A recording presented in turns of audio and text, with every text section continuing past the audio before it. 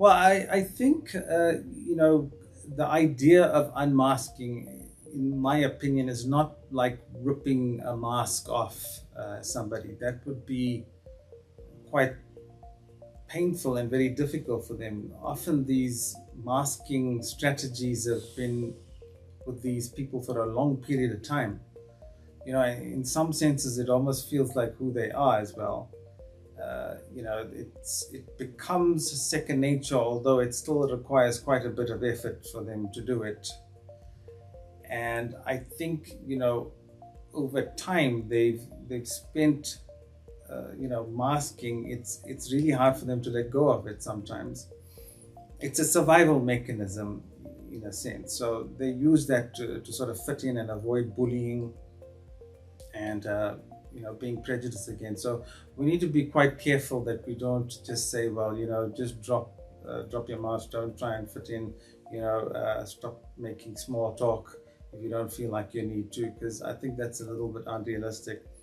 But in therapy, we need to talk through with them, what sort of places they can unmask, who can they be themselves with, and what are the small changes that they can make, for instance, with people that they've just met, that will help them not to unmask necessarily, but not use the mask to the fullest extent. So, for instance, I've talked with patients about eye contact is a real problem. Sometimes they find that very uncomfortable.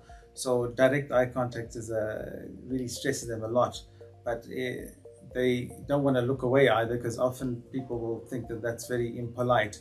So kind of coach them to looking to the side, or looking away a bit more occasionally, and we can sort of role play that. So just helping them with that a little bit more can show them how to drop the mask slightly, not to let it go altogether. But in time, finding those avenues where they can have a supportive community where they can be themselves, like having access to a support group that is composed of autistic adults like themselves, where they don't have to hide the features or traits of autism that they would like to exhibit.